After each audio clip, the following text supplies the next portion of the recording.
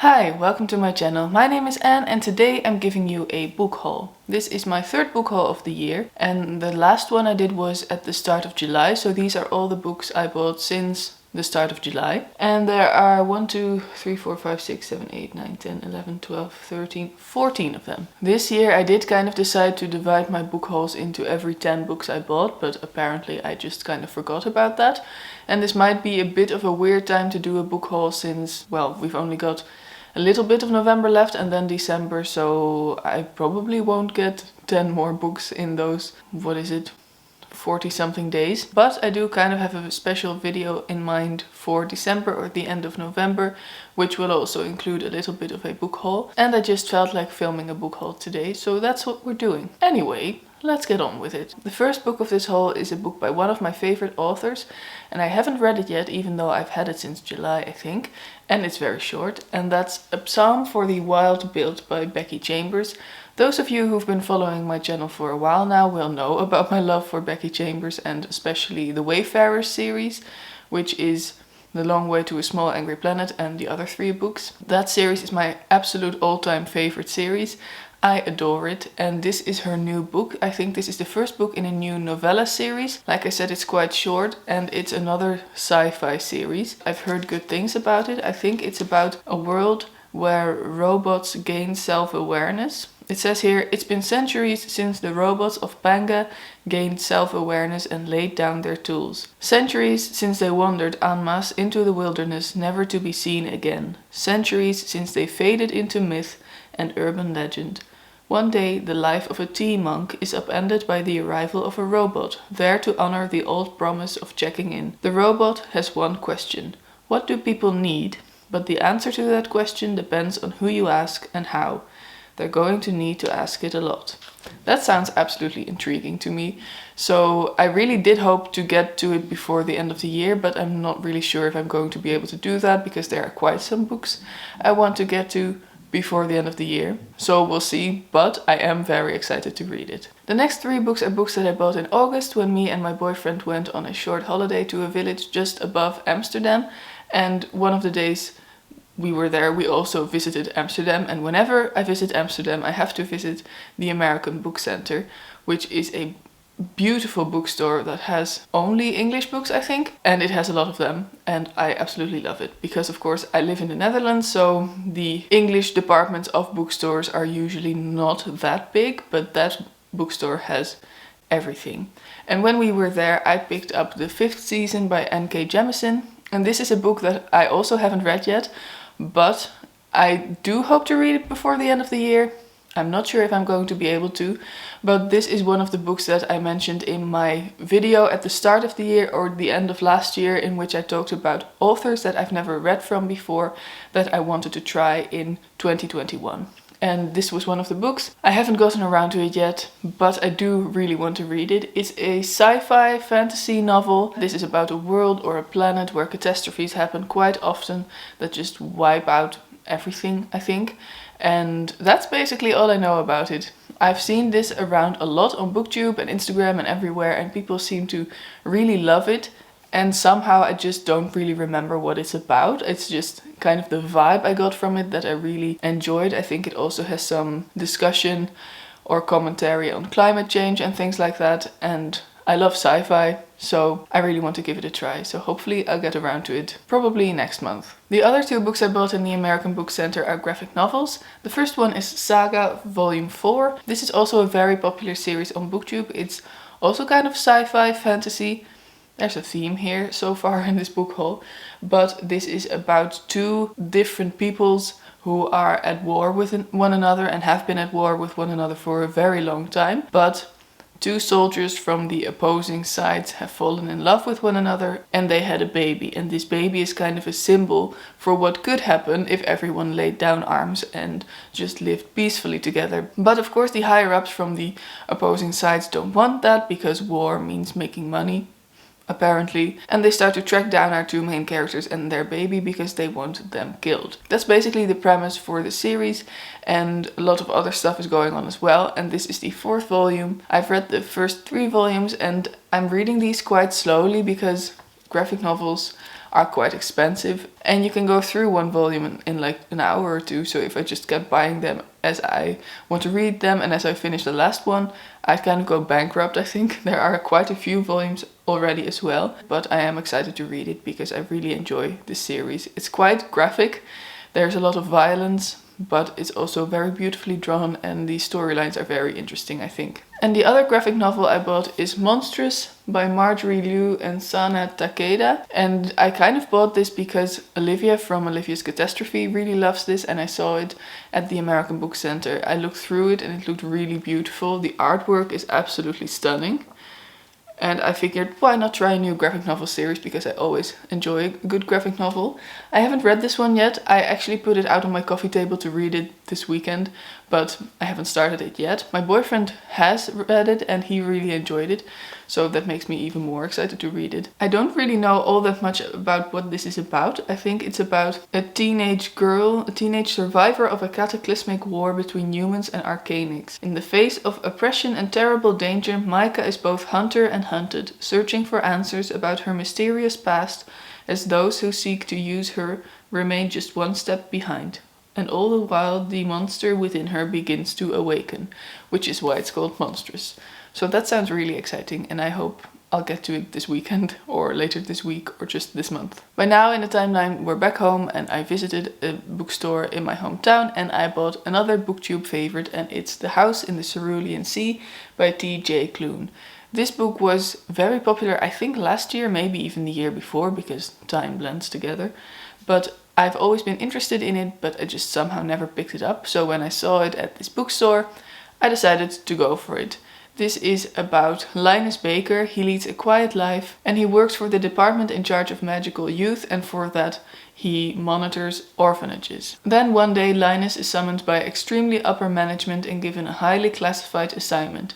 He must travel to an orphanage where 6 dangerous children reside, including the Antichrist. There Linus must somehow determine if they could bring on the end of days. But their guardian, charming and enigmatic Arthur Parnassus, will do anything to protect his wards. As Arthur and Linus grow ever closer, Linus must choose between duty and his dreams. So that sounds really interesting, and I've also heard that this is a very heartwarming novel, but that it also dives into some serious topics, like these children who are kept in an orphanage away from everyone because they are deemed dangerous. I haven't read this one yet either, but again, I hope to get to it soon. Not this year. I know I won't be able to read this year. Book hauls always remind me of how much I still want to read and how many of the books I've bought I haven't read yet. I think in my previous 2 book hauls I did a lot better with actually reading the books as I bought them, but this one is a bit different in that sense. Then in October it was my birthday, and my parents always get me a book for my birthday ever since I was born. And they also usually get me a book I have never heard of. A few years ago they got me History of Wolves by Emily Fritland, which I finally read this year and really enjoyed. I'd never heard of it before, but I think that's a great way to encounter new books, because often these days I buy books that I've heard of on BookTube or Instagram, and I don't really buy that many books just because I encounter them in a bookstore and they sound really good. So I always enjoy my parents giving me books I don't know about yet, and this year they got me The Bass Frog by Evie Wilde. The cover is really cool, it's a bit spacey, but I really like it, and I haven't read this one yet either, of course, but it sounds really, really good, and I am really excited about reading this. It's a story that spans multiple generations, and it's about 3 women from the same family, I think, and it's also about witchcraft a little bit, which I enjoy, but I do think it's contemporary realistic fiction. It says, in the early 1700s, Sarah, accused of being a witch, flees for her life.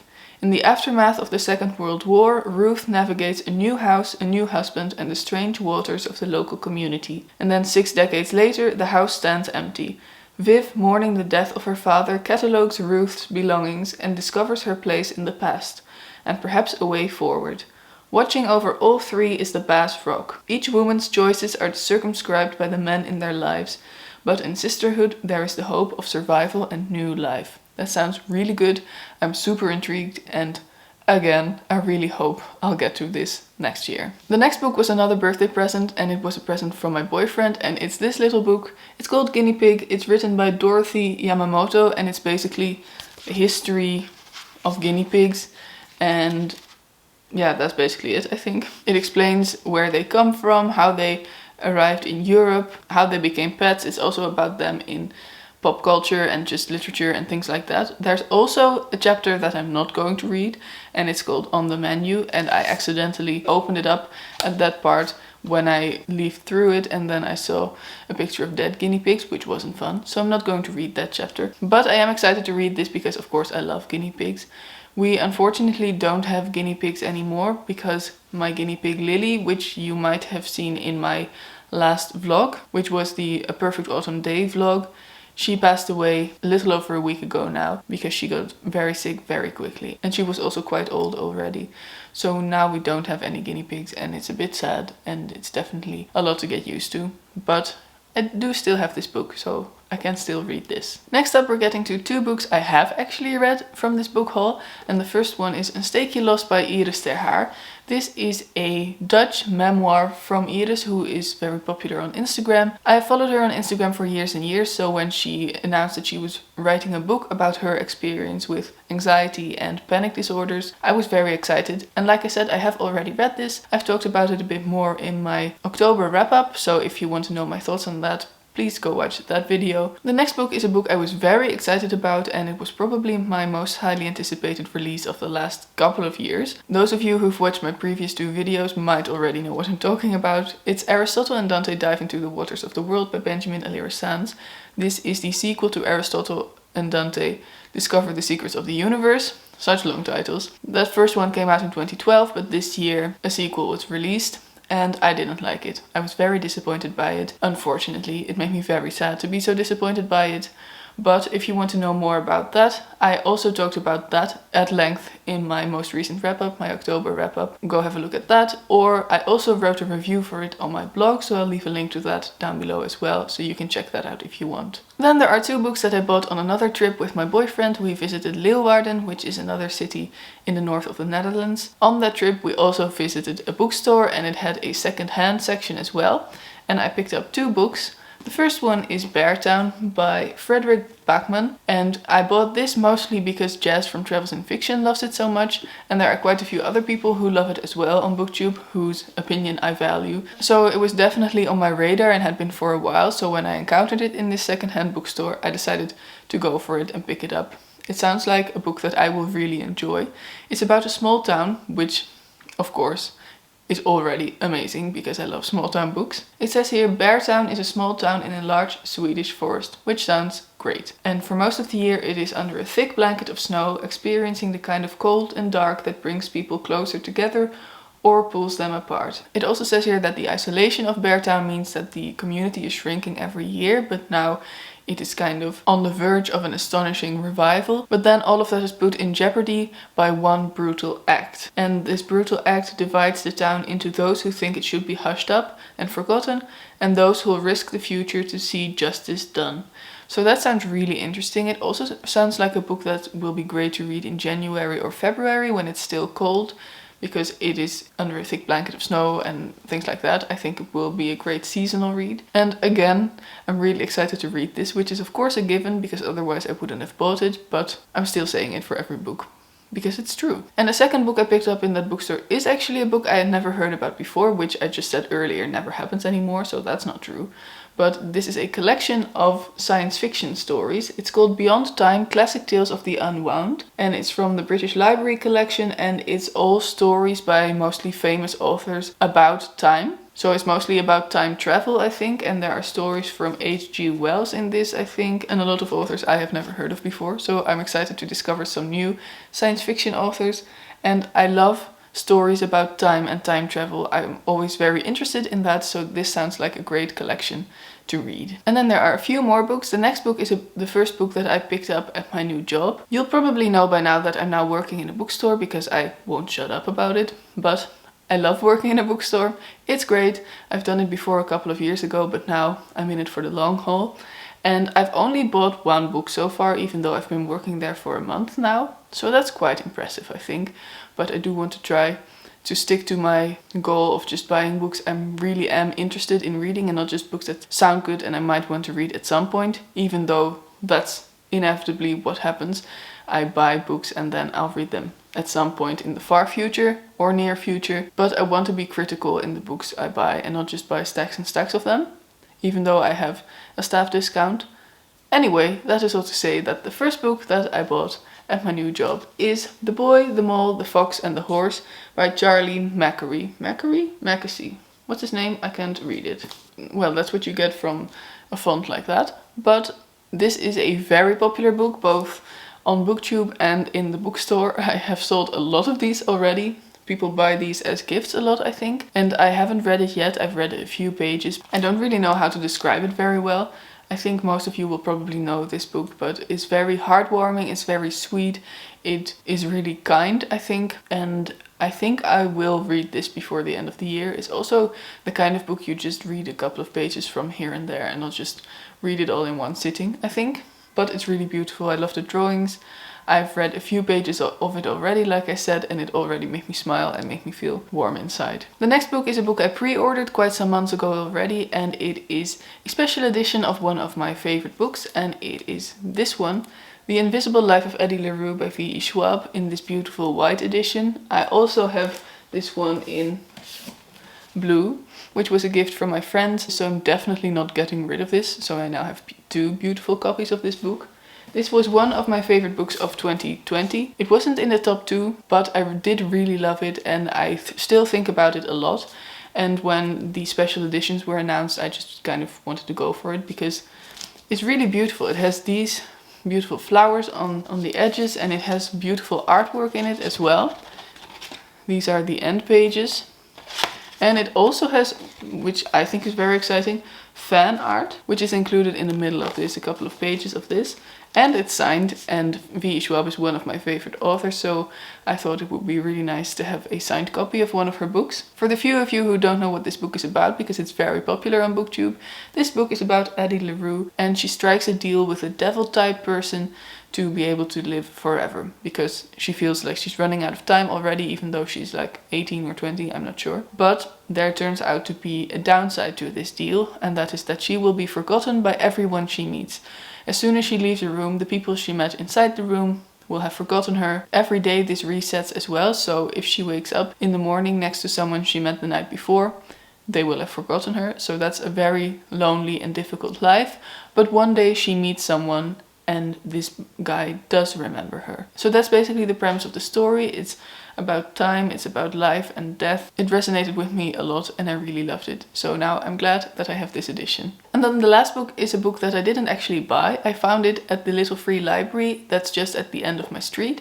And it's this one, It's Never Let Me Go by Kazuo Ishiguro. It's in perfect condition. I really like this cover as well. So I was really excited to find this. I think this is actually the first book I ever got from a free little library. It's also by an author that I want to read more of. This has been on my TBR for quite some time. I read The Buried Giant by Kazuo Ishiguro last year and I loved it. I was blown away by that book. It made me cry even, which doesn't happen that often. And this is one of his, if not his most famous book. So I've always been interested in reading it even before I read The Buried Giant. It's a bit of a dystopian novel, I think, about things being done to girls.